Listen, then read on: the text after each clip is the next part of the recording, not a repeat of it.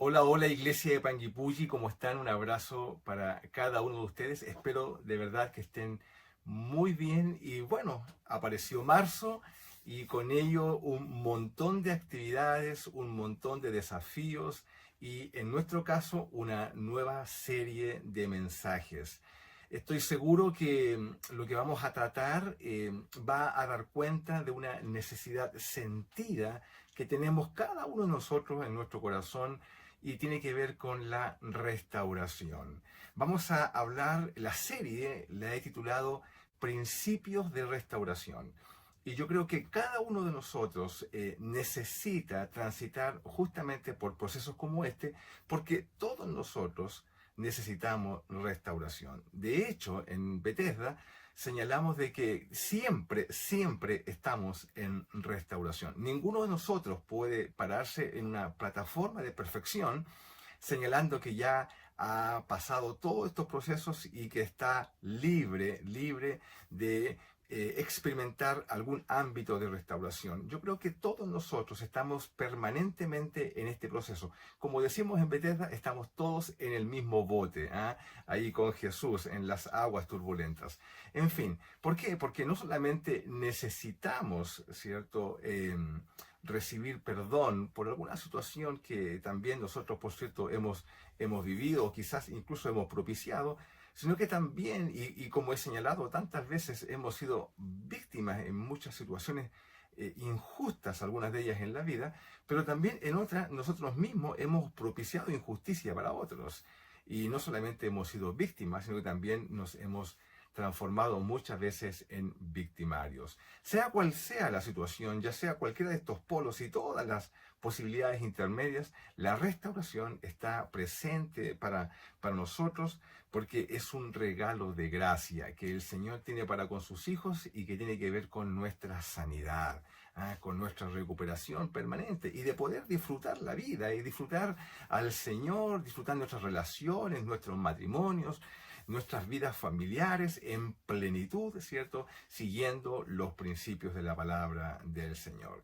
Bien, el mensaje de hoy tiene por título La confesión como punto de partida. Y vamos a utilizar como base bíblica el Salmo 32, los primeros 5 versículos que dan cuenta de una situación muy compleja que experimentó David, el rey David, un hombre admirado, un poeta, un guerrero, un hombre extraordinario, pero que también tuvo momentos de debilidad, como todos nosotros. La Biblia no nos muestra superhéroes, la Biblia nos muestra hombres y mujeres de carne y hueso que tienen y viven las mismas situaciones que tú y yo vivimos y por tanto el aprendizaje que sacamos de sus vidas pueden perfectamente aplicar a las nuestras. Son personas que necesitan de la gracia del Señor.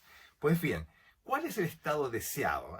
¿Cuál es el estado al cual queremos apuntar, al cual queremos llegar justamente a propósito de esta serie? Bueno, eso está explicitado en los 2 primeros versículos del Salmo 32.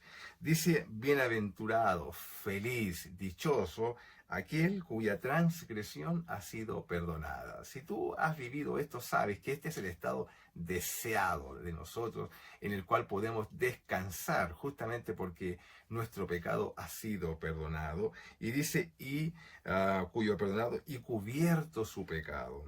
Bienaventurado, feliz, dichoso el hombre a quien Jehová no culpa de iniquidad. ¿Por qué? Porque dice, porque en su espíritu no hay engaño, es decir, está transparente delante del Señor. Qué importante es la transparencia, qué importante es la transparencia con el Señor y también entre nosotros, ¿no? Para que nuestras relaciones sean significativas y puedan fundamentarse justamente en hechos de veracidad. Es tan importante, lo hablamos, ¿no? Cuando transitamos por el libro de Filipenses, hablamos mucho sobre esto en relación a la importancia de los vínculos, de las relaciones y por supuesto cuanto más en transparencia. Pues bien, entonces, para llegar a este estado que acabo de describir, que es el estado de David, un hombre perdonado, bueno, él tuvo que transitar por procesos de restauración, que son los que, como señalaba recién, todos nosotros estamos invitados a transitar permanentemente. Un proceso que lo liberó de algo que él sentía como una estaca en su corazón, ¿ah? Y que le castigaba permanentemente. Vamos a hablar de esto en otro momento. Tiene que ver con el castigo, ¿cierto?, que nosotros sentimos producto de una situación no resuelta. ¿Cómo le llamamos a esto? La culpa, ¿no? La culpa. Bueno, David dice en el Salmo 38, versículo 4, dice, como carga pesada se ha agravado sobre mí. Cuando tú y yo estamos viviendo de manera que no hemos transparentado nuestra vida al Señor en la manera como lo voy a explicitar ahora, nosotros sabemos, porque lo vivimos así, incluso nuestro físico da cuenta de ello, es que estamos llevando una carga que se va agravando con el tiempo, ¿no? Diferente de como nosotros muchas veces lo pensamos, ¿no? Como que el tiempo lo puede borrar todo. Pero tú y yo sabemos, si ya tienes años en el Evangelio, sabes que el tiempo no lo borra y que necesitamos en algún momento pararnos delante del Señor, ¿cierto? En una actitud de humildad y eh, confesar, transparentar aquello que está en nuestro corazón. Bueno, el primer punto que quiero como principio de restauración compartir contigo hoy día es que el silencio trae muerte. Mira cómo dice el versículo 3 y 4 del Salmo 32. Aquí David nos está narrando cómo era su situación antes que él derramara su corazón al Señor. Dice el versículo, dice 3, dice, mientras callé, se envejecieron mis huesos. Este texto a mí me golpea profundamente, es uno de los textos más dramáticos de la Biblia desde mi punto de vista, porque da cuenta de una situación interior profunda que yo creo que aquellos que hemos pasado por esta situación sabemos que la Biblia lo describe en plenitud. Cuando una persona calla su situación, guarda silencio respecto de una situación gravosa, algo complejo que ha vivido, que es un pecado, y lo guarda incluso por años, años. La Biblia dice que lo describe como una situación interior que te va carcomiendo, te va envejeciendo. Esto es impresionante. Yo creo que tú y yo debemos dar cuenta de lo que aquí se está señalando. Dice, mientras callé, se envejecieron mis huesos, en mi gemir todo el día, porque de día y de noche se agravó sobre mí tu mano. Se volvió mi verdor en sequedades de verano. Wow, yo creo que este solo versículo nos debe hacer reflexionar en profundidad de cuál es el estado de una persona que simplemente no abre su boca y no da cuenta de lo que está sucediendo en su interior. Lo primero es que es un abatimiento, ¿no? La Biblia dice, mientras callé se envejecieron mis huesos. El abatimiento es un estado en el cual ya no sientes fuerzas, ¿ah? No me refiero solamente a las fuerzas físicas, las cuales también pueden ser, sino que el ánimo, pierdes el ánimo de seguir adelante, pierdes el ánimo de seguir avanzando, porque, porque estás envuelto en una situación que te lleva a un estado de envejecimiento interior. Yo creo que esto simplemente describe una condición dramática y debería impulsarnos por el bien de nosotros mismos, ¿ah? De salir adelante y de confesar delante del Señor nuestras transgresiones. La Biblia habla de una sequedad. Dice, se volvió mi verdor en sequedades de verano. Es decir, su condición era como de alguien que va perdiendo día a día la vida. Cuando miramos los campos, pareciera ser que el verano, bueno, dependiendo del lugar geográfico, ¿no? Pareciera que se llevara de alguna manera el verdor, la frescura, ¿cierto? La esencia de lo que transmite vida se transforma en sequedades y se va perdiendo y es un proceso paulatino. No nos damos cuenta que estamos viviendo así, pero en algún momento ya estamos inmersos en una situación profunda que evidentemente se sana con la restauración, pero estamos, bueno, estamos envueltos a veces en una negación, negando que efectivamente necesitamos sanidad. Es la imagen de alguien que se va secando interiormente y el flujo de vida, ¿cierto? Que caracteriza a aquella persona que vive en la plenitud de Dios, en una comunión permanente de sanidad y de restauración con su Señor, bueno, ya no está presente. Por eso, ¿no? De que el mismo Señor dice que los que bebieren de su agua no tendrían ya necesidad de sed, nunca más. Es la expresión de una persona que vive en continua y permanente suministrándose de el agua de vida que tenemos delante del Señor, que tenemos con Él y que podemos obtener de una relación en comunión permanente y sana con nuestro Señor. Bueno, todo este preámbulo nos muestra una situación que se transforma en definitiva en una falta de gozo, ¿no? Porque dice en un salmo que es paralelo, ¿no?, a este y que da cuenta de la misma situación de David, que es el Salmo 51, en el verso 12 dice: vuélveme el gozo de tu salvación. Si incluso la alegría, la plenitud interior del corazón de saberse salvado, bendecido, rescatado por el Señor, hasta eso se pierde cuando vivimos en una situación tan oscura como la acabo de señalar. Ahora, ojo, el gozo no es reír, ¿cierto? Puedes reírte todo el día y podemos maquillar nuestra situación delante de las personas simplemente en una actitud cosmética, pero nuestro gozo está afectado, porque el gozo, ¿cierto?, es la alegría del espíritu. Da cuenta nuestro espíritu de lo que vive en nuestro interior y por supuesto esa expresión que es una expresión del fruto del espíritu, ¿cierto?, se ve, por cierto, afectada cuando nosotros callamos delante del Señor transgresiones, pecados que necesitan ser resueltos a través de la gracia del Señor, pero el silencio nos va quitando la vida. Todo esto que acabo de señalar es un estado doloroso, es un estado no deseado. Y si algo de amor tenemos, ¿cierto?, incluso por nosotros mismos, sabemos que algo tenemos que hacer, porque esto no es vida. Mientras callé, mis huesos se envejecieron. Bueno, el segundo punto, entonces, de como principio de restauración que quiero compartir con ustedes, es que así como el silencio trae muerte, bueno, la confesión trae vida. La confesión trae vida. Mira cómo dice el versículo 5. Dice: mi pecado te declaré, y no encubrí mi iniquidad, mi pecado. Dije, ciertamente confesaré mis transgresiones a Jehová, y tú perdonaste la maldad de mi pecado. Es decir, la confesión abre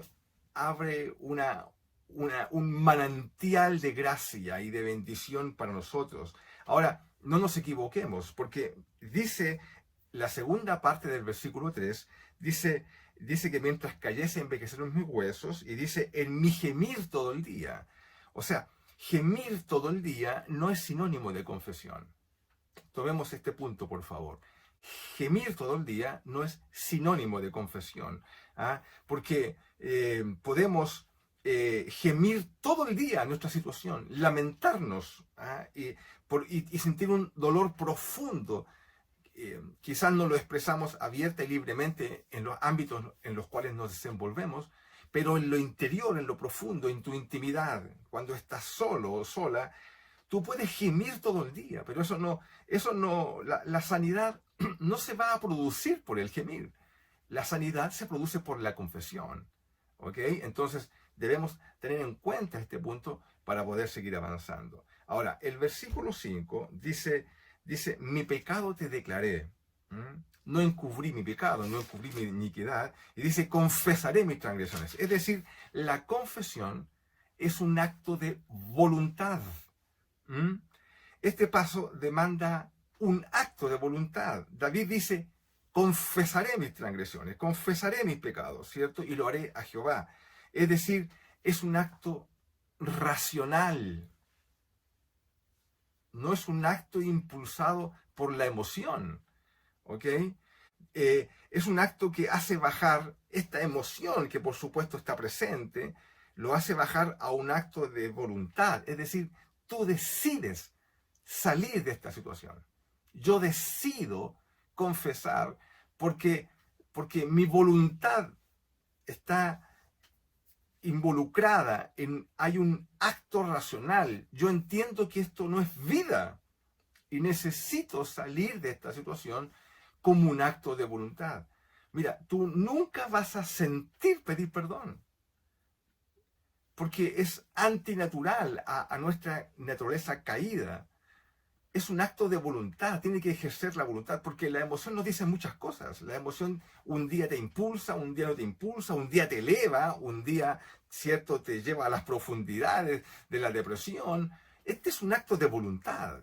Tú decides, cierto, avanzar en este proceso. Por eso que nosotros en nuestra iglesia tenemos un programa de restauración que se llama Celebremos la Recuperación. Es un programa de 25 semanas, hermano. Imagínate, cuando lo abrimos, nosotros requerimos que quien se inscriba aparte 25 semanas del año para avanzar en un proceso de restauración. Si no tienes la voluntad de hacerlo, no puedes inscribirte. Lo llevamos haciendo 5 años y hemos visto tremendos procesos de sanidad, producto de la disciplina de querer avanzar en procesos que no se resuelven con una sola oración, sino que requieren confesión, avanzar en la restauración. Hermano, qué importante es tomar una decisión, ¿sí? Esta es la expresión de la cual da cuenta Jesús cuando nos habla sobre el hijo pródigo. Tú debes recordar perfectamente cuando dice así, dice y volviendo en sí el hijo. Él estaba viviendo una situación que lo maltrataba física, emocional y espiritualmente. Y él vuelve en sí, recapacita y dice, y comienza a reflexionar. Dice, ¿cuántos jornaleros en casa de mi padre tienen abundancia de pan y yo aquí perezco de hambre? Esa es la evaluación evidente. Pero él toma una decisión en el versículo 18 del capítulo 15. Dice, me levantaré e iré a mi padre y le diré, Padre, he pecado contra el cielo y contra ti, etcétera, etcétera. Hay un acto de voluntad. Es el ejercicio racional de decir, esto no puede seguir así. Necesitamos ayuda. A veces estamos tan envueltos en nuestra propia pobredumbre, en nuestra propia situación. Por eso que es importante las relaciones. La iglesia es fundamental en esto, el ejercicio colectivo, comunitario de las personas, de unirse y de asistirse mutuamente.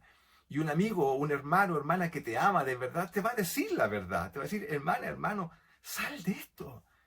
El camino de gracia está abierto para ti. Yo también, y no lo va a hacer de la plataforma de la perfección, ¿cierto? Al contrario, va a decir, yo también he vivido esto, y le cuentas. Y como dice el apóstol Pablo, vas a consolar en virtud de la propia consolación con la cual tú has sido consolado. Qué tremendo, la Biblia nos da tantos principios de restauración. ¿Ok? Bueno, el pecado, según la palabra del Señor, se declara abierta y transparentemente. Mire, yo como pastor he aprendido esto a través de eventos dolorosos, eventos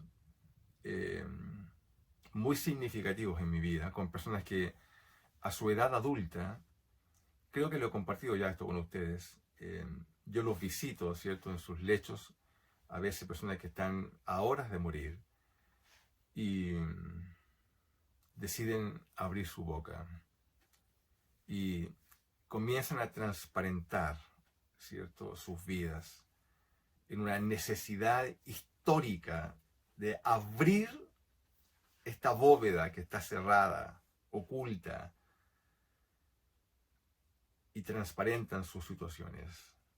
Lo hacen en un momento cuando la vida ya ha pasado, cuando muchas relaciones se vieron afectadas quizás cosas que la gente no comprendía de ti, no entendía por qué actuabas de una manera, por qué reaccionabas de cierta manera. Todo tiene una razón, hay una causa, origen, que tiene que ver con situaciones que hemos vivido y que incluso se han traspasado a nuestra personalidad y han sido afectadas nuestras vidas y hemos afectado a otros por causa de cosas no resueltas, para la cual la palabra del Señor nos dice que hay sanidad en la gracia del Señor. Bueno, el pecado se declara abiertamente, ¿sí? Y yo quiero decirte lo siguiente, mira, el secreto que tú más quieras ocultar, o el que más ocultas, es el que más necesitas transparentar, porque es aquel que te sanará. Piensa en esto un momento. Reflexiona sobre lo que te señalo. No, aún más, te insisto en esto. No estoy hablando desde la plataforma de la perfección. Soy una persona que tiene páginas rojas en su vida. La he transparentado delante del Señor para dar cuenta de que así como fueron rojas por los actos realizados en irresponsabilidad, también son rojas porque la sangre de Jesús nos perdonó y limpió nuestra vida. Bienaventurado el hombre, la persona que no ha encubierto su pecado. Dichosa, hay alegría, plenitud en aquella persona que abre sus labios, su boca y confiesa delante del Señor sus transgresiones para pedir perdón. Y tú sabes, porque lo sabes, la Biblia así lo declara, es una garantía de gracia para ti y para mí, saber de que si tú le confiesas tus pecados al Señor, Él es fiel y justo para perdonarlos. Amén. Tú lo sabes, ¿cierto? Puedes decir amén a eso. Bien, justamente porque así nos dice, ¿cierto?, el apóstol Juan en su precioso libro. Él dice así: si confesamos nuestros pecados, Él es fiel y justo para perdonar nuestros pecados y limpiarnos de toda maldad. 1 de Juan capítulo 1, versículo 9. Él es fiel y justo para hacer esto. Dios no puede contradecirse porque su naturaleza es verdad.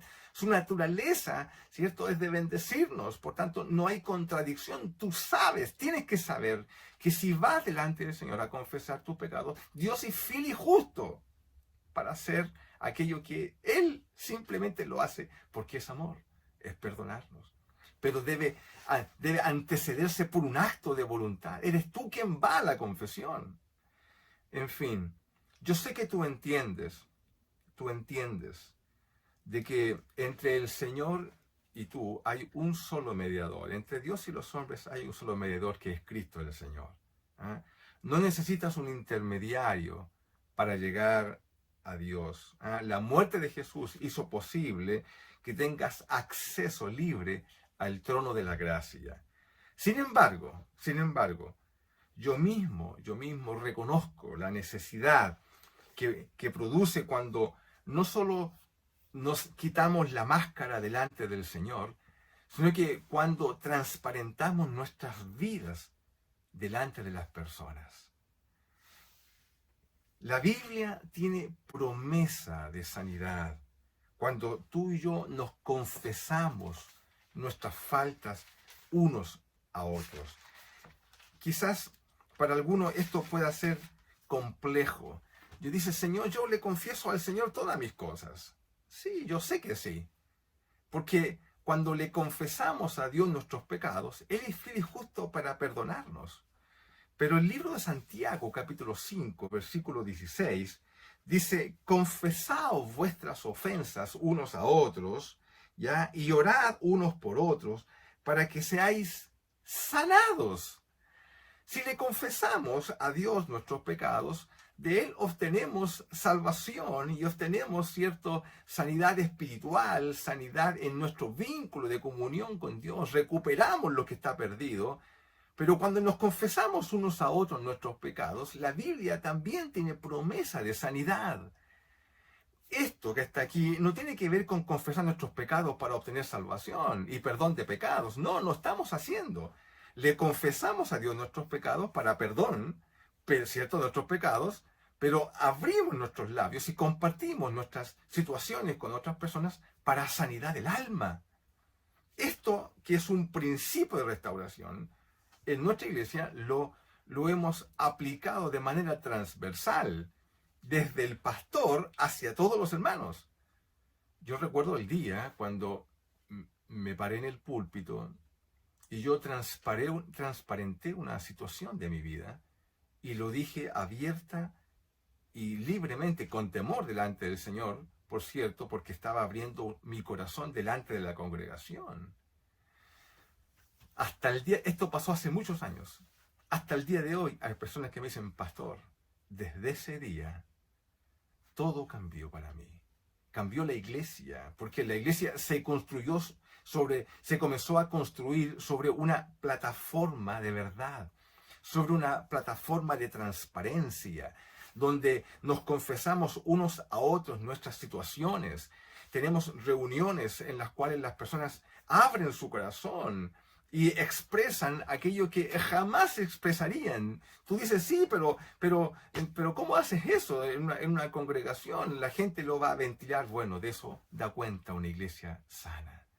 Una iglesia sana es una iglesia donde nos cubrimos unos a otros, donde nos restauramos unos a otros, donde nos sostenemos unos a otros y no nos castigamos unos a otros, justamente no nos culpamos, porque todos estamos en el mismo proceso de restauración.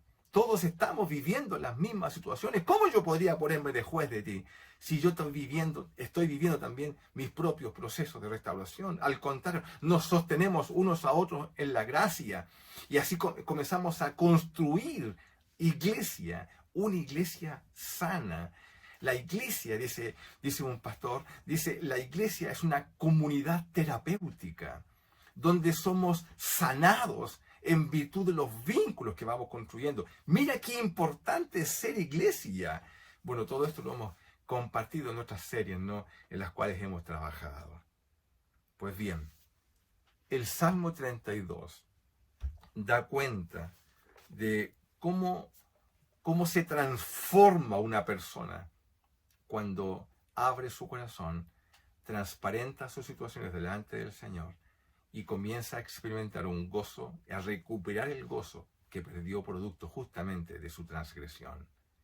El Salmo 32 que hemos trabajado, de este Salmo desprendemos dos principios básicos. Primero, que el silencio trae muerte, pero que la confesión trae vida. El resultado de ello es que obtienes perdón, obtienes felicidad, obtienes seguridad, esperanza y gozo. Es exactamente como yo quiero vivir. En la plenitud de saberme perdonado, aun cuando mis páginas han sido rojas, saber que la sangre de Jesús me ha perdonado de toda iniquidad, de todo pecado. Y hoy me puedo parar con libertad delante del Señor, diciéndole, Señor, gracias porque tu gracia me sostiene. Y al que mucho se le perdona, mucho ama. Oramos al Señor. Padre, gracias por estos principios. Ayúdanos, Señor. Impúlsanos, Señor, en nuestras oraciones, Señor, a abrir nuestro corazón, confesarte transparentemente lo que vivimos. Y pon en Panguipulli, Señor, personas que puedan asistirse unas a otras en madurez espiritual para que haya sanidad en el corazón de la iglesia. Gracias, Padre. Oramos en el nombre de Jesús. Amén. Iglesia, que tengan un bendecido día. Bendiciones.